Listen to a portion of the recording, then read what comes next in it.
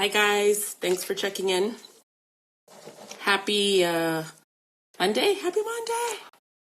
Okay, awesome. Hi guys.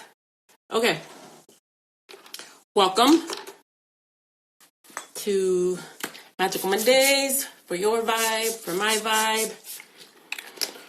Woo. Okay, so thank you guys for taking time tonight to join me to chat about magic, to learn a couple of things. Hey Jose. Hi Michelle. This is a follow-up, hi guys, to last week's chat. Last week we talked about baños. I know I see a lot of familiar faces, so I hope that you guys remembered or wrote down what we were talking about. To those of you who are new, welcome. I'm glad you're here. I love you so much. But today I want to talk about cleansing the home. I want to talk about cleansing the home. I want to talk about protecting the home. Remember that what we talk about is something that you can always do. And one thing that I want to talk about is there may be slight variations of, let's just say you look something up on Google or you saw that somebody else said something a little bit different. I don't want you to get confused.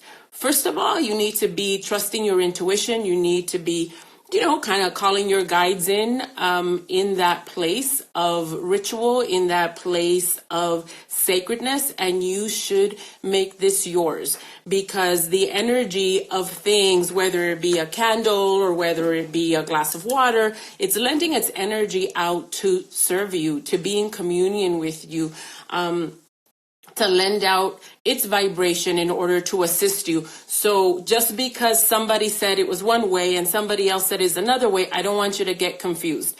My way is, I don't know, I guess a mishmash. I've been doing this for over 25 years and I have a very tight relationship with my guides. And so this is how they have taught me. And I have religious mentors from ceremonies and initiations and the practice that I practice. And, we learn and we incorporate. And so I need you to just get comfortable. Last week I said, get comfortable in your witchy shoes, embrace your witchy persona, because it's your vibration. It's part of your signature. So why I come in on Mondays is to help everybody understand a little bit, to understand the bones, even if it varies slightly, to understand the bones of cleansings or practicing, so that you are practicing responsibly, is what I say. So that being said, how do you know if your house needs cleansing? Well, it's always a good energy hygiene practice. So you should always be cleansing your space, your home, just like you should be taking spiritual baths. But let's just say you don't know what's happening. This is new to you. And so you want to know, well, how do I know if my place is calling out for a cleansing? If the energy of your home feels dense, heavy, stagnant, if you are noticing that things are chaotic, that there is moods and arguments, if things are breaking, glasses are falling, things, are breaking, if your plants are dying, if the rosemary, this week I did a post about plants that really lend itself for protection and absorption of negativity. If your plants are suddenly drying or dead, you might want to take a look at that. Hi, Claudia. Okay, so these are all indicators that you should probably clean stuff up.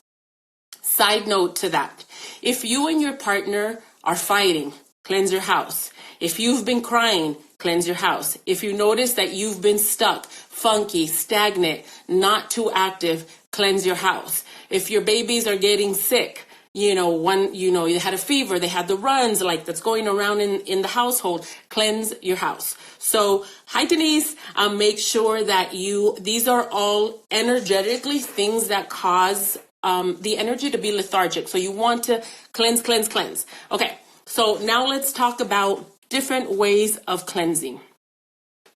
First, let's talk about the structure.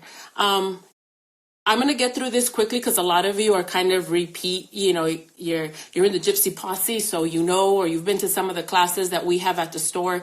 Anytime you're going to cleanse your home, you should be cleansing from the rear of the house towards the front. So the back door, the back rooms, the bedrooms, the bathroom, the hallway, the kitchen, the living room, and out the door. Kind of like how you're sweeping everything out until you let that hit the street. Okay, everybody follow? Does that make sense?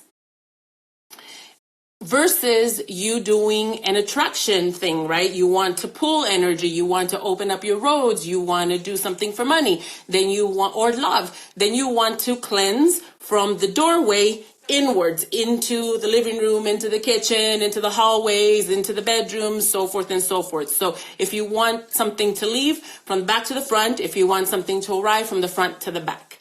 Okay, now let's talk about, hi guys, about things that you can cleanse with. Let's start with the easiest. Last week we spoke about the power of salt.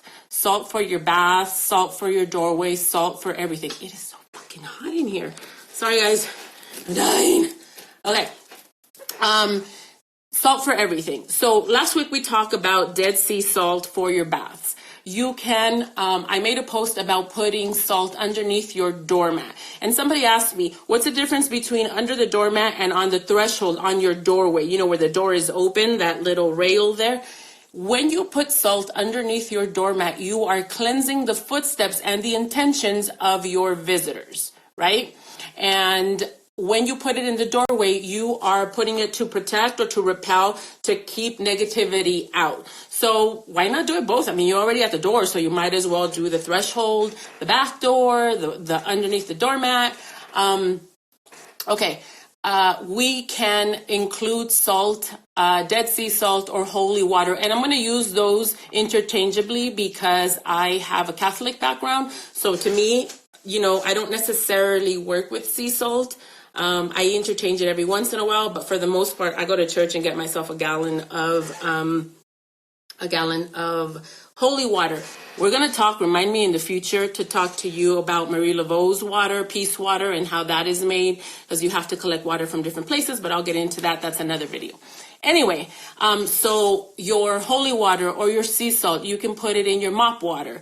You can put it in your purse. You can hang it in a satchel at your home. You can sprinkle it around the perimeter and outside of your home.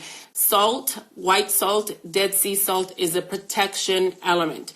Black sea salt is a protection to set a barrier. But if you feel that there is negativity, if you feel that there are enemies or you need something to be absorbed, then you want to work the perimeter of your house or your living quarters with black salt, or the four corners, north, west, east, south. Does that make sense? Okay. So, salt water in your mop water, washing water. There's something in Spanish called a reguillo. It means to spread, to splash water. So you would get your receptacle of like a bucket or a bowl. You would put water in it. You would put your holy water in it. You can put some ice cubes, or you can put some flower petals. All of these things are bringing in harmony, right? Harmonious. So then you walk around, you say your prayers, you start from the back of the house, and as you are praying and you're asking that things be washed away. This was my example of my bowl last week. It's my example of my bowl this week. You are splashing, praying to refresh my home, to purify my home, to wash away negativity, to banish my enemies, to bring me flow, you get the drift, right? From the back to the front. Okay, so that was your basics with salt. Are you guys okay? Have any questions about salt? Are we good?